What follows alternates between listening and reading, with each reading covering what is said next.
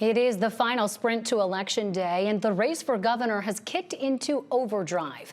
Both Democrat Mikie Sherrill and Republican Jack Ciattarelli are barnstorming the state, rallying crowds and rolling out endorsements.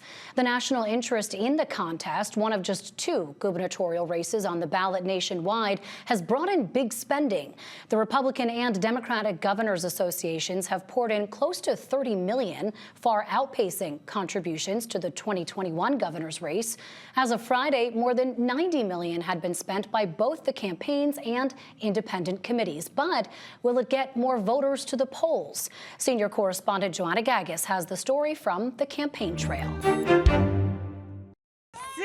days and a wake up. We are there. It's time to vote. It's time to win. It's time to change direction of New Jersey. Let's get this done. In this final week of the governor's race, both campaigns have rolled out their buses for a tour of the state, trying to reach as many voters as possible.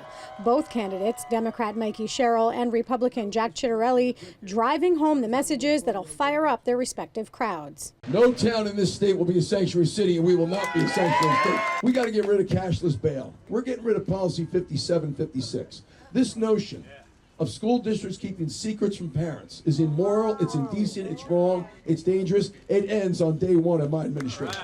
Also on day one, you'll get a new energy master plan. I will lower your electricity bills on day one. We know what's at stake. Everything we care about, from driving down electricity costs, housing costs, healthcare costs, to making sure we're protecting rights and freedoms for all of our communities.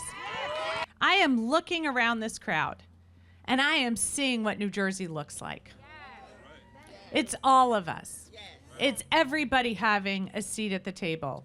It's everybody having a great education regardless of zip code. Both Sherrill and Ciattarelli are hosting multiple rallies every day this week. They're also relying on a massive ground game that includes canvassers on the streets and on the phones. Eric Arpert is Ciattarelli's campaign manager. We've got teams in every county, frankly in every town, out knocking on doors, making phone calls, texting. It's so important that people get out there and text their friends and neighbors, call their friends and neighbors, knock on their doors and tell them why this election is so important. We cannot afford more of the same here in New Jersey. Sherrill's campaign says they've made history with the reach of their ground game, knocking on 1.1 million doors and sending more than 6.7 million texts and more than 3.8 million phone calls, about half of that happening in just the last week, with more to come, says campaign manager Sean Higgins. We're also seeing that energy and enthusiasm translate into the early voting numbers, where we've seen that Democrats have built up a really strong firewall, outperforming what Democrats saw in 2021 and 2024. While there might still be some undecided voters out there, you won't find too many at these rallies. They tend to turn out the party faithfuls. I'm voting for Mikie Sherrill. The reason I'm doing that is because she believes in the environment, and the environment is very important to me.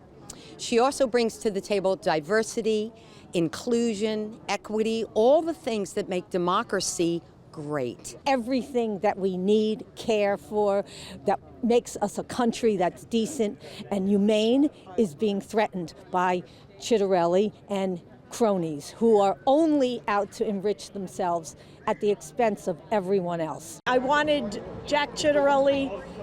I voted for him the last time. I'm a Trump supporter. I believe in the Republican issues, and I'm a conservative person.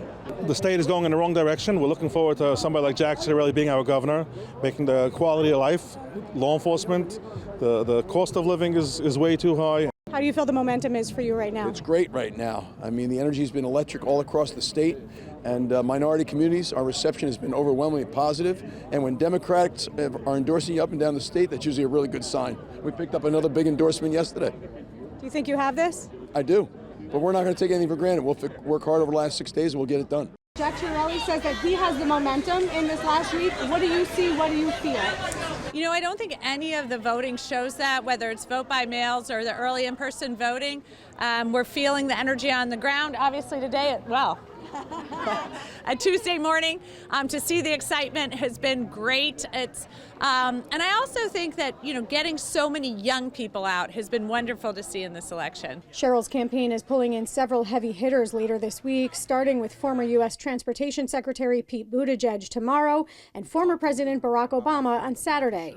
Ciattarelli's campaign says he'll be out every day, just like he's been all election season. Both candidates say they're pushing through the finish line. What we say in the military, you can sleep when you're dead.